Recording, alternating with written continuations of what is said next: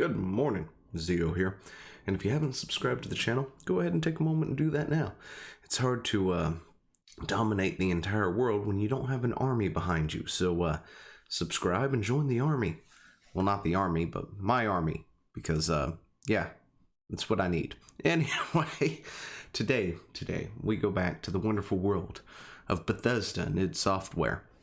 Because things have happened. I think we talked about them earlier this week. It's been a long week. Things have been kind of wonky.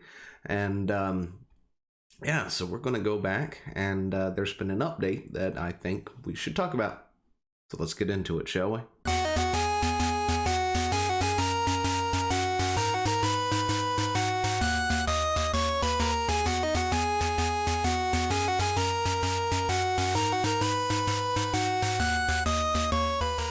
Now, like most gamers, if you are actually, got your ear to the ground and actually listening to things and talking about stuff and, paying attention, you hear the words Denuvo and you just sort of cringe for a second. You go, no, I'll pass. Because Denuvo really has a very bad rep. What is Denuvo exactly? Denuvo is a DRM program that has been used to, to prevent pirating is the best way to put it. Well, that's exactly what it is. It's designed to help prevent pirating, and apparently they have an anti-cheat system now too. The problem with Denuvo is the fact that it uses up a ton of resources on your PC. And as a result, it causes a lot of game crashes, slowdowns, frame rate drops, and it's honestly a big mess. I'm not sure why Denuvo's still a thing. Maybe I should look in to see what else they do besides that. But yeah, it's just horrible software to use with anybody, right? And earlier this week, there was an update for Doom Eternal where id and Bethesda had pushed out, or id pushed out a thing where they were going to be using the Denuvo anti-cheat. And of course, people were not happy about it. They review bombed Doom Eternal. They just show their disgust at the, what they have done, because they're doing this now after the game has launched. And I understand where they're coming at, right? Because they're coming at this as we need to do something to protect our multiplayer, right? But to be totally honest, that's kind of a thing that I would think about before the game launches. Just saying, developers, listen for a second. If you're going to launch something with multiplayer and you feel that you need to protect that multiplayer to prevent cheating and hacking, which, honestly is a good thing to do, right? It's probably something you should, think about before you launch the game with multiplayer. Just saying, should be something that comes out as the game launches. As a result, people were upset because if they knew they were going to be using Denuvo, they probably would not have bought the game. And several people, really hated that, and they pretty much threw that out there and was like, look, if you told me you were going to be using Denuvo, a few weeks later after the game had launched, I wouldn't have even wasted my time buying this game. And, even playing on the single player mode, it's no different because Denuvo's still running, right? And it's causing crashes and frame rates. I saw a video floating around the twatters where, that's exactly what was going on. It was happening in the middle of multiplayer matches. It was happening right after multiplayer matches. It was happening on single player where the games would slow down, the frame rates would drop. The voice for the voice acting would actually slow down further than what it actually should be because it was, using a lot of resources. And that's the problem with Denuvo. There's other anti-cheat softwares out there. No, none of them are perfect, right? But at the same time, there's better ways to go about it. Other companies do it better. I'm not sure what it is that Blizzard uses, but they seem to have a pretty good handle on keeping cheaters at bay for the most part, as I don't hear a whole lot of things coming out of that communities about cheating. Sure, there's occasionally bots and other things, but sometimes, they don't always stick around that long. They get the can one way or another. But yeah, So it has decided, or Bethesda, somebody has decided that they're going to be removing the Denuvo software anti-cheat stuff. The other problem, of course, was the fact that it was running on on Ring 0, which is the kernel, which is another kind of discussion to have, because on one hand, it's not as bad as, other people, as we might make it out to be, because it just depends on how it's being used. For one, in this thing of variant, right? When it came to that, it was a program that was additionally loaded onto your system, right? Had kernel access and ran 24/7, regardless of whether or not you were in the game. And that's a problem, because then, that gives an additional vulnerability to your system if somebody decides that they're going to beat the anti-cheat software, which they did within hours, of course.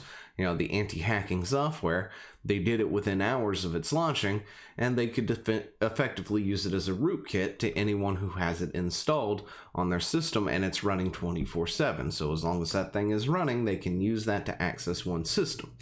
That's a problem. If it's running during just your session, shuts itself down, that's not as big of an issue. And we'll go into the security rings here in a bit, because one of the things I think I always wanted to do was show a graph of it, just sort of show exactly what it is that it's doing somewhat, and sort of explain it a little bit more in detail. But I got that towards the end.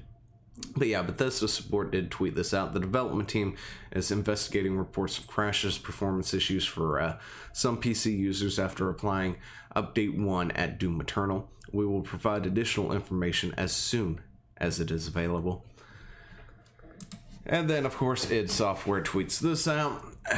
Let's see, when was that? 2/27, May 17th, and on May 20th, we're currently working on a PC update 1.1 for Doom Eternal that will remove the Denuvo anti-cheat and address a number of crashes. Because, yeah, it was having issues. But anyway, I want to provide our PC community with the latest information on the numbers of topics related to Update 1, which we released this past Thursday. Our team has been looking into the reports of instability and performance degradation for some users, and we're also seeing the concerns around our inclusion of Denuvo anti-cheat.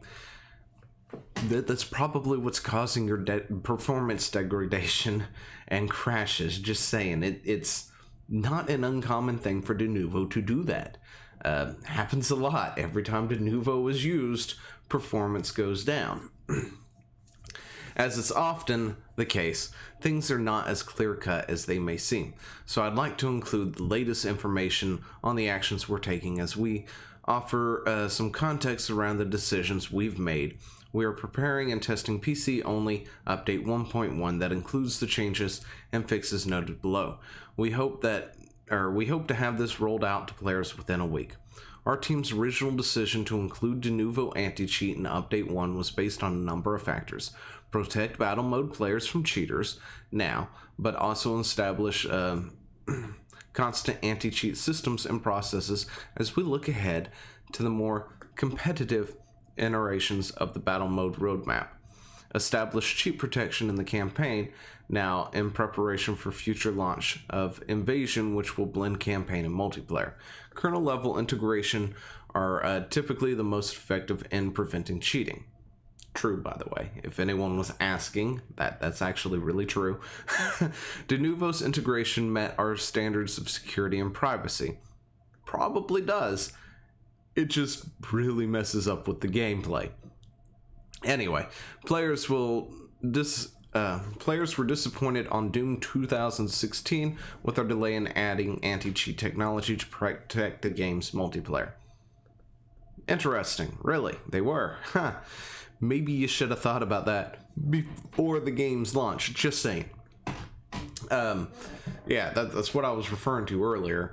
If you're going to have a multiplayer and you want it to do anything, you want to protect players from cheaters, hackers, and stuff like that, anti-cheat is probably something you should have already looked into, tested, and messed with, I don't know, before the game launched, if it's going to be launching with the multiplayer. Just saying, that feels like to me that would be the best practice, right? If you're going to have a multiplayer to your game, you test all that stuff previously and have it at launch. This way people don't feel like they've been gypped when you decide to use a Denuvo a week later, you know? Or a few weeks later, or whenever it was. I think it was more around a month at this point. I can't remember. Anyway, but yeah, this way people don't feel like they've been gypped by you when you do stupid things like this. They would have known that Denuvo was in the package, and they could have been like, yeah, sorry, Bethesda, would really love to play your game, but Denuvo, nah, it's not gonna cut it.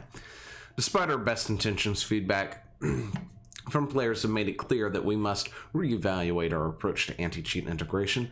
With that, we will be removing the anti-cheat software from the game to our next PC update, as well examine any future of anti-cheat in Doom Eternal.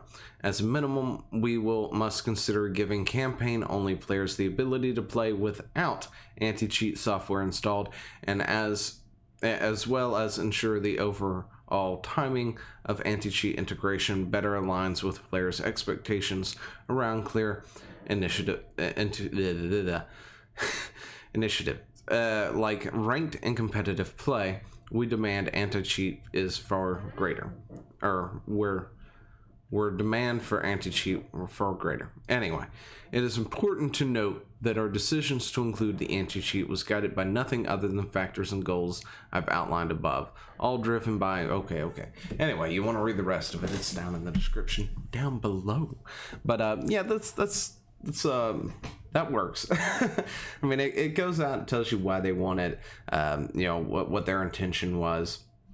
You know, they're sorry, and that they explained that this was not a Bethesda thing because apparently people thought Bethesda forced this on id. It was an id thing, and they take full responsibility, which is something that companies need to do more of, is to take responsibility for the things that they do to their consumers and the things that their consumers have bought, but they tend to not do that for whatever reason. That's, anyway, we know why. Anyway. But yeah, if you go ahead and you take a look at this real quick, it's sort of a nice little diagram of rings of protection for your system, right? You've got ring 3, ring 2, and ring 1, where ring 3 is applications, ring 2 usually houses your drivers, ring 1 houses drivers, and ring 0 is your kernel. The highest level of protection is usually at the kernel level. Really good anti-cheat will work at the kernel level, and you'll never know it's there, you know? It doesn't run 24/7. It runs when the game is open in multiplayer, whatever, you know, whatever it is, and that's it, right? It doesn't have to run during single player, and you don't know that it's there. It's not eating up your resources. It's not killing your system. It's not forcing crashes. That's probably a really, really good anti-cheat at that point. Because you just don't know it exists, but it's also protecting a lot of things, because, you know, when people hack and cheat games, usually the anti-software, or the, you know, if there's going to be an anti-cheat software or something like that, it's sitting at, say, ring 3 or ring 2, right? More than likely it's sitting at ring 3, and then all they have to do at that point is to interject something at a lower ring level, whether, you know, it's ring 0 or something, and sort of bypass that check because it's coming in through the lower level, so therefore whatever the anti-cheat system isn't technically catching it because it already happened at launch or boot up or whatever. And, you know, the system wasn't actually working at that point in time. A lot of malicious things, of course, you know, like malware and other things that like to skim things, usually run at the ring 3 access. They'll sit there and they don't really need access to your PC. They don't need to sit there and be able to control and have administrative access. They just need to read what you're doing, and that's about it, and they can get that from the application level. So, you know, when you got things sitting at the ring 0, it can help catch that a lot more than if you didn't. If that makes any sense at all. Makes sense up here, maybe not as I regurgitate it out. Anyway, so it is going to go ahead and get rid of Denuvo. Let me know what you think down in the comments below, and I will talk to you later. See ya. Hey, thanks for watching. Don't forget to leave a comment, smash that like button, and always subscribe for more. And of course, there are other videos floating around somewhere on the screen, so click one of those and see if you can find something that suits your fancy. Till then, I'll see you later. Bye.